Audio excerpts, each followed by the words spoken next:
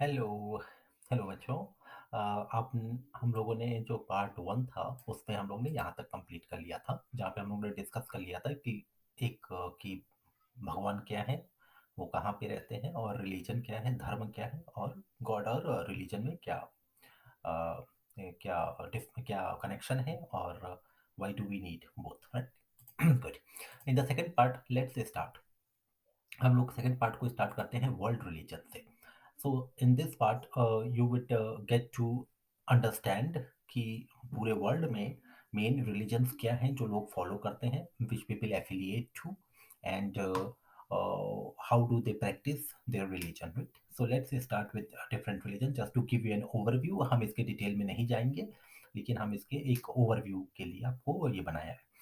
तो the prominent religion in the world is the Christianity. The symbol is the cross. We have Hinduism, we have the Islam over here, and ये सारे उसके symbols हैं जिससे वो religion identify होता है. Then we have Taoism, which is being followed in some parts of China and in the South East Asian countries.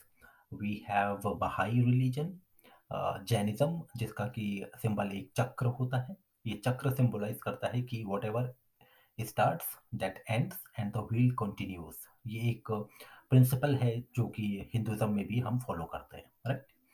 Then we have the Jainism, and we have other religion like for example Confucianism, uh, and we have Judaism, Sikhism, right. So those are the major religions of the world, and the white is pigeon over here, she is a symbol of peace.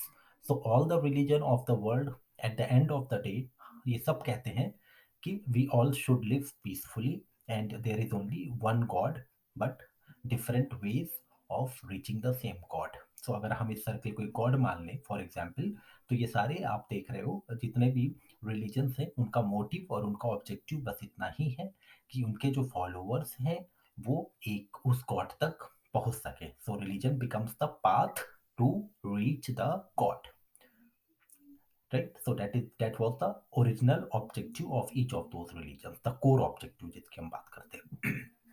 Okay, now quickly if you look into here, we have the holy books for each of those religions.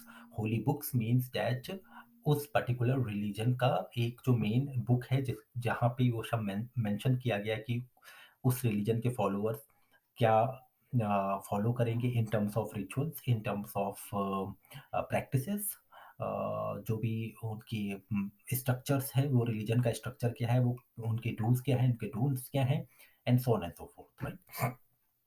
So over here, if you look, the difference between Hinduism and other religion, as you can see, is that first Hinduism का एक ही Holi book नहीं है, जैसे कि हम आगे भी बात करेंगे इसको थोड़ा सा डिटेल में.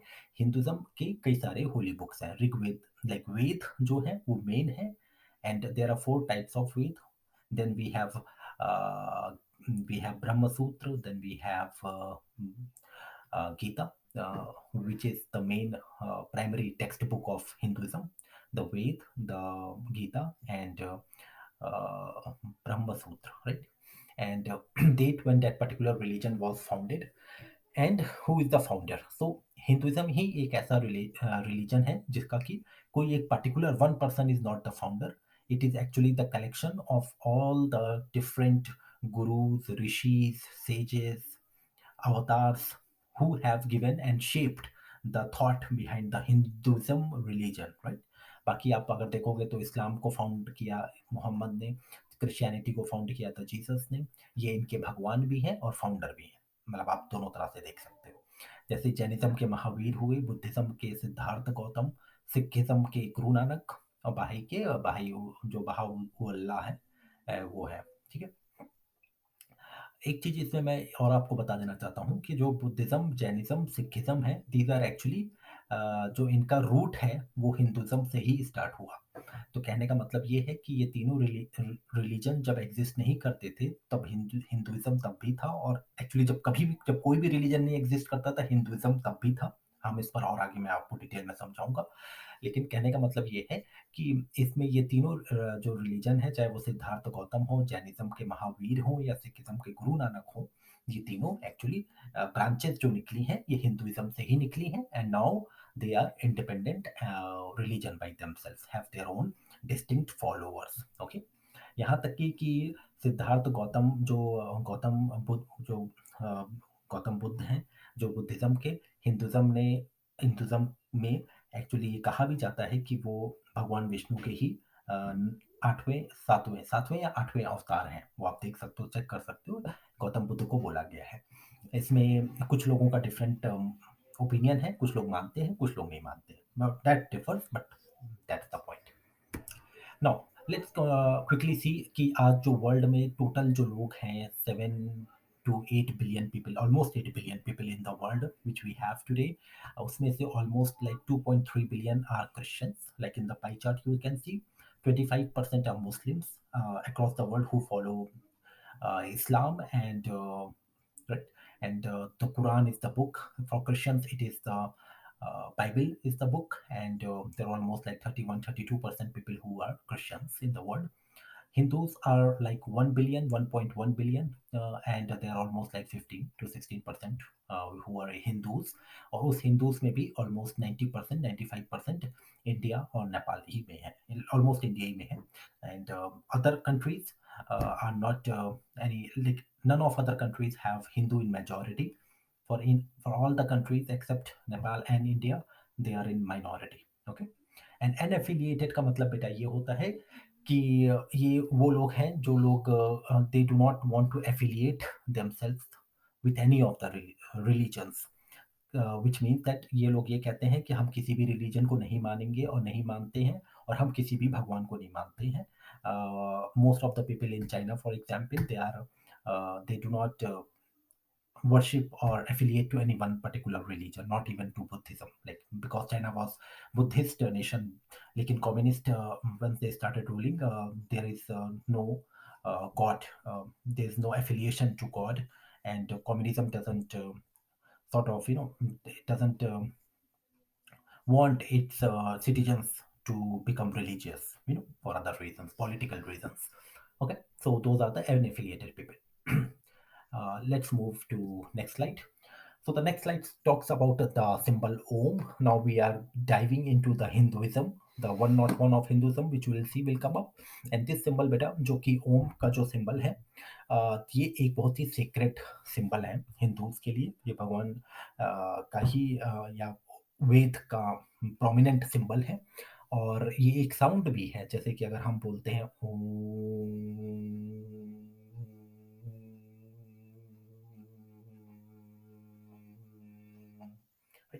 तो ये जो साउंड है, ये साउंड बहुत ही इम्पोर्टेंट, लोग इस साउंड पर ही केवल मेडिटेशन करते हैं। They just close their eyes and they do meditate on the sound itself, the Om sound, which is quite considered as sacred and revered by Hinduism all over the world, right? Other important thing is scientifically also अब ये prove हो चुका है कि सिर्फ ओम sound पर meditate करने पर the waters change their molecules, the water में जो मॉलिक्यूल्स होते हैं उनकी प्रॉपर्टीज वो बदल जाती हैं। So an ohm is the sound which is supposed to be the sound in the universe. Universe में अगर कोई sound है, when you leave Earth and go into the open space, the ohm is the sound which has been observed over there. Okay, तो ये universe का भी sound है। Now coming, जैसे कि मैंने इसमें पहले भी आपको बताया था कि हिंदुइज्म जो है ये ओल्डेस्ट रिलीजन है इन द वर्ल्ड। सो जब वर्ल्ड में कोई भी रिलीजन नहीं था बेटा, कोई भी रिलीजन नहीं था, जितने भी रिलीजन की हम बात कर चुके हैं तब भी हिंदुइज्म था।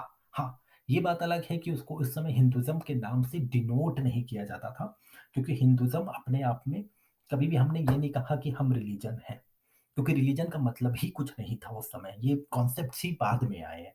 तो दूसरी तरह से अगर आप इसको समझो तो आप ऐसे समझो कि जब कुछ भी नहीं था तब भी जो लोग थे और जो वो लोग फॉलो करते थे, जो देवताओं की वो पूजा करते थे, चाहे वो सूर्य हुए, चाहे वो चंद्र हुए, सूर्य चंद्र, और या बादल, या अपना जैसे जो इंद्र भगवान जो पानी गिराते थे, जो नेचर की वो वर्शिप करते थे, राइट, या फायर की वर्शिप करते थे, वो लोगों ने अपने आप को एक नाम नहीं दिया था। उन लोगों ने अपने आप को कभी हिंदू नहीं बोला। तो हिंदू लोगों ने अपने आप को हिंदू की तरह डोनेट नहीं किया, ये नाम बाहर से लोगों ने हमको दिया है, हिंदूज़ को दिया है। Okay?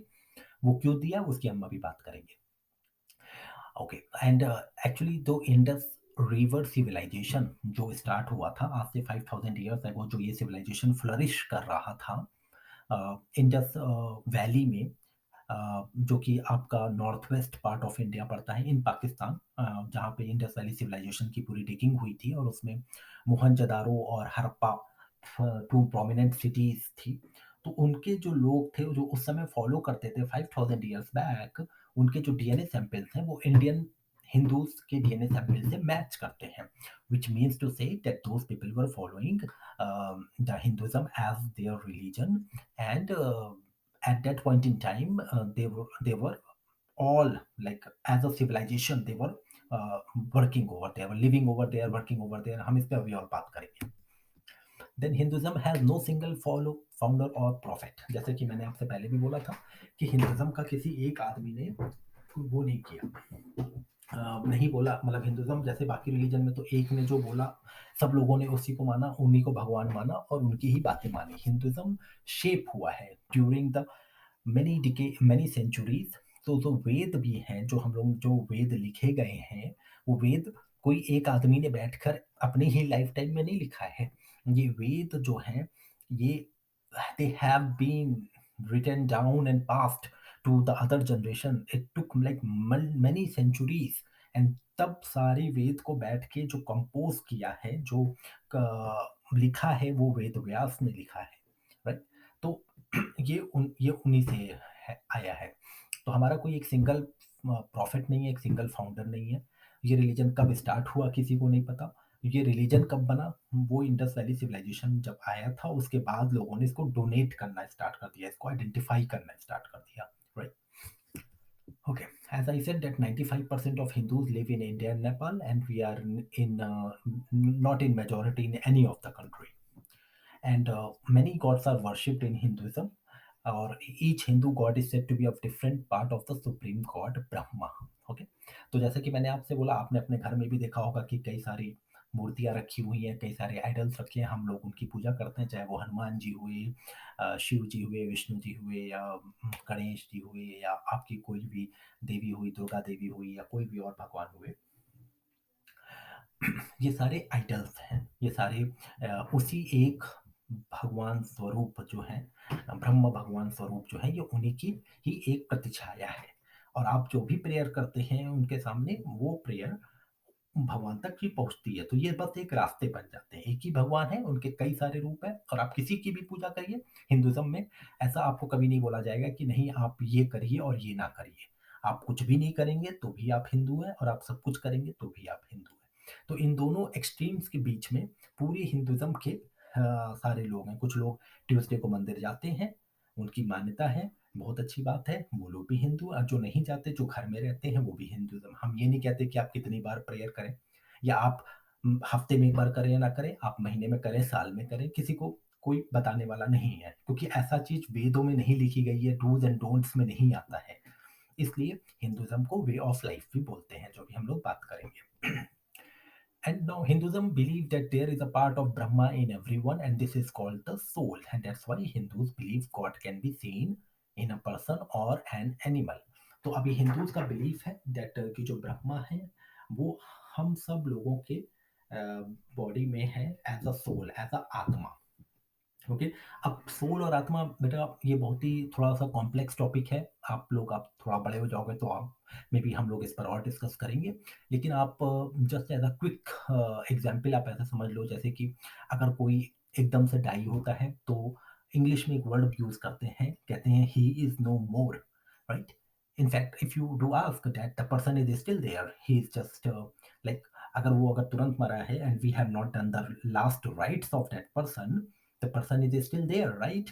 Then why do we say that he is no more? We say it because there is something which is no more, which means that कुछ था जो अब नहीं है। तो जो कुछ था और जो अब नहीं है, उसी को हम आत्मा बोलते हैं, उसी को हम सोल भी बोल सकते हैं, उसी को हम एक कॉस्मिक एनर्जी भी बोल सकते हैं।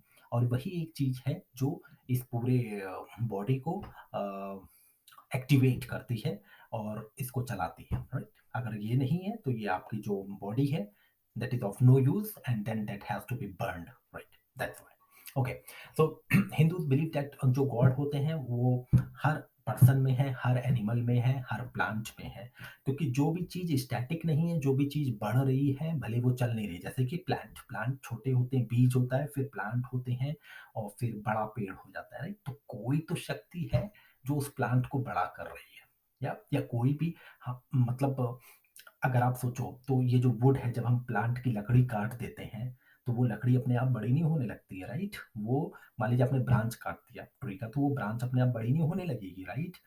बट द सीड, सीड जो है वो प्लांट बनता है, वो सीड अपने आप फूटेगा, प्लांट बनेगा, फ्लावर्स आएंगे। और वो अगर रोज का प्लांट है तो उसमें रोज ही आएगा, वो अगर कोई और प्लांट है, मैंगो का प्लांट है तो उसमें मैंगो ही आएगा, right? It's a similar thing, right? अब हमारे प्लांट्स में डिफरेंस है कि हम लोग मोबाइल है, हम लोग चल भी सकते हैं, हम लोग बहुत कुछ कर सकते हैं, लेकिन प्लांट नहीं कर सकते। लेकिन दैट डिफरेंस बीइंग अपार्ट, वो the meaning of the thing is that आत्मा उसमें भी है, आत्मा हमारे में भी है और एनिमल्स में भी है। इसलिए, and you can see that there are so many animals associated with Hindu gods, जैसे कि शिव भगवान के गले में आप हमेशा स्नेक्स देखेंगे, राइट? आप उनके साथ नंदी, जो गौ माता है उनको पाएंगे जो कि काऊ है। फिर आप देखोगे कि गणेश जी के साथ माउस है, वो भी एक बड़ी बात है, वो भी एक एनिमल है। Then there are other animals, for example Shani ji के साथ जब देखोगे, शनि भगवान के साथ क्रो, उनका जो है उनको लेके चलते हैं, राइट? तो और there many many many examples, आप हर हिंदू गॉड के साथ एक एनिमल देखोगे, right? So which also gives the divinity to the life of the animals, okay? Okay, so cows is considered as a sacred animal among Hindus because of many reasons. Because cow, हमें पुराने जमाने में अगर हम थोड़ा सा जाएं तो काऊ जो है पूरे घर को नॉरिश करता था। काऊ मिल्क देता था, उस मिल्क से आप सब कुछ बना सकते हो, curd, cream, ghee, then you can have paneer and so many other items which can be made only by milk, right? And जो बच्चे होते थे वो बिल्कुल, उनका जो नॉरिशमेंट होता था वो डिपेंडेंट होता था घर की उस काऊ पर, एक चीज। दूसरा, अगर वो घर में कोई फील्ड में काम करता है, खेत में काम करता है, तो काउस जो होती हैं उनकी फील्ड को टिल भी करती थी, खेत को जोतती भी थी, राइट? उसमें भी काउस का यूज होता है। तो काउस वो घर को फाइनेंशियली भी चलाती थी और नॉरिश भी करती थी हेल्थ वाइज, राइट? सो हम लोग ने काउस को बहुत सीक्रेट एनिमल माना है, that is very very important for us in Hindu religion. And the last and the final point which is important is that time जो होता है हमारे हिंदू मान्यता में, वो कभी भी स्ट्रेट लाइन में नहीं चलता, वो सर्कल्स में चलता है, you know the meaning of the circle. ठीक है, तो सर्कल में इसलिए, जैसे कि आप सोचो कि डे और नाइट, जब नाइट खत्म होता है तो फिर डे आता है, राइट? और जब डे खत्म होता है, देन आफ्टर आफ्टरनून होगा, then evening, then again night, right? So this goes on and on and on and on in circles, like the seasons, for example. एक सीजन, फिर दूसरा सीजन, फिर तीसरा season, and then again you are back to that season. Or you can talk in terms of life. A baby is born, then he becomes a kid, then he becomes adult, then old person, then dies, and then again he becomes the baby, right? Or if you take any example in this whole universe, everything goes in circles, right? And that is why the all concept, all yugs in Hinduism, they goes in circle, right? We do not think in terms of a linear straight line. Okay, okay. So the next topic which we want to talk about is the first known settlement of Hindu population. I will take this topic in the next next session. Okay. Yeah. See you over there. Okay. Bye bye.